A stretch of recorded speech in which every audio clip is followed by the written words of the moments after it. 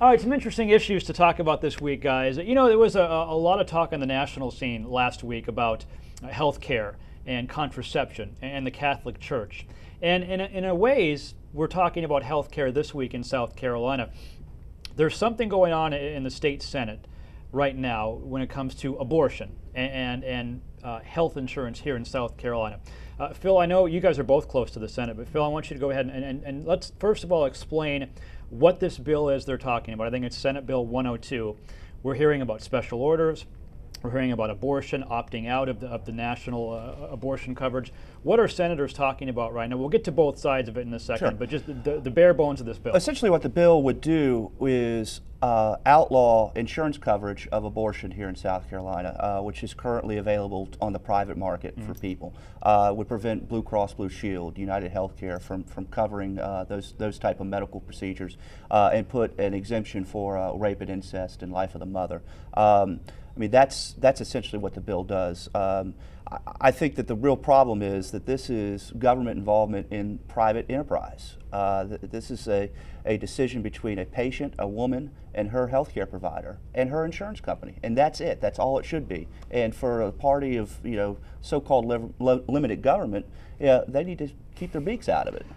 I completely agree with them. This is government being involved in private insurance. That's what Obamacare was, and that's what's created this thing. Talking about healthcare and insurance is very confusing, it's very murky because of what's paying for it. State dollars, federal dollars, and then you got the private industry and the private person, right? So what's happened here is because Obamacare, because the federal government got involved in healthcare, you've got Republicans stepping back and saying, hold up, our tax dollars aren't going to go pay for abortions. If the government would just stay out of this kind of stuff, you wouldn't have this bill at all. The thing is, there are no tax dollars involved in this currently, and in the future there will be no tax dollars. This is a person who goes out and buys insurance on the private market with their own dollars. But it's federally mandated by Obamacare that these companies provide insurance, and that's what it's saying. It's mandated by the federal government.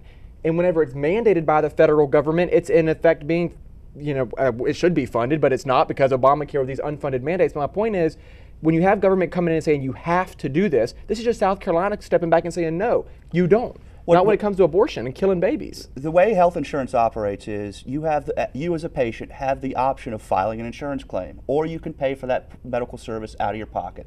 That's what exists there right now, and there is no problem right now that this bill is seeking to make a solution for.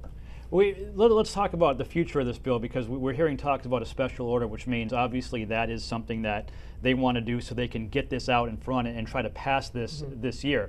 We understand earlier today that maybe some of the senators who wanted to do that step back from it. What's the latest there as far as a special order or if this thing will even come to pass this year? My buddy Phil is a master at being the blocking machine. You said that before. I have, because it's very true. He comes rolling into the Senate with these hand trucks full of amendments. I think people are scared that if this goes up on special order right now, my buddy Phil and his Democrats in the Senate will use that bill to block pretty much everything else, and then the Senate comes to a stop for the end of the year. We've got some other big issues, some economic issues that we got to solve before we let Phil block the entire year. I think the moderates in your party are also nervous that this is an issue that particularly women voters feel strongly about, and in an election year in some of these key races that they really don't want to get involved in this and make this an issue.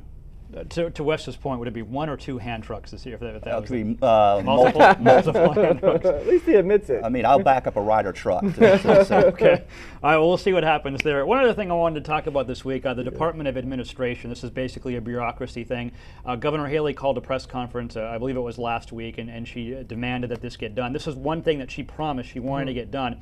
The senators, the Senate listened to her and went forward with an amendment, but obviously it's not done yet. This is basically government restructuring, eliminates the Budget and Control Board, thank you. The five-headed monster. Eliminates that and gives her the power that the agency had before.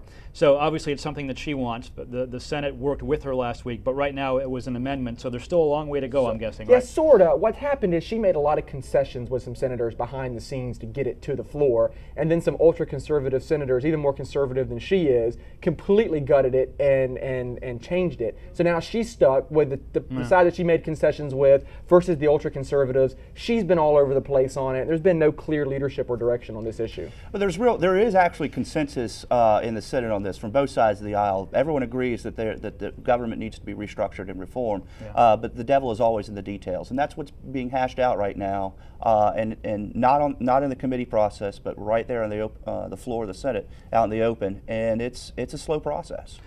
Explain to me why this is such a big deal when we talk about government restructuring. I mean, if I'm sitting at home and I'm thinking, yeah, you know what, does this really affect my daily life? Well, why is it important in the government to have some kind of restructuring? Well, there's a level of accountability that needs to be added to our state government. South Carolina is the only state in the nation that has a budget control board, a 5-member quasi-executive, quasi-legislative board, and for the sake of efficiency and accountability, everyone agrees that the governor, no matter who that person is, should be empowered more.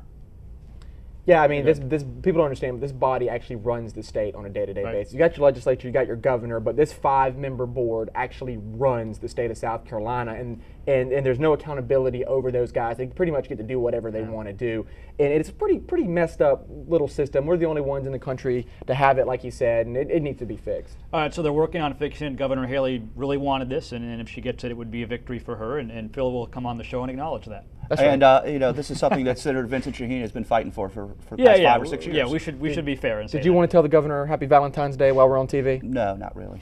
Okay, well, maybe St. Patrick's Day you can come on and wish her. We'll try every special day and see what happens. PubPoliticsLive.com is the website where you can find these guys every week. Wes and Phil, all kinds of special guests. We had Senator Jake Knotts a couple of weeks ago. I think Will Folks was on this week. Yep. So you can see that on PubPoliticsLive.com. And of course, every Tuesday night, these guys are here in our studio. Thanks for coming by, guys. Thank you, See you next week. All right, back to you.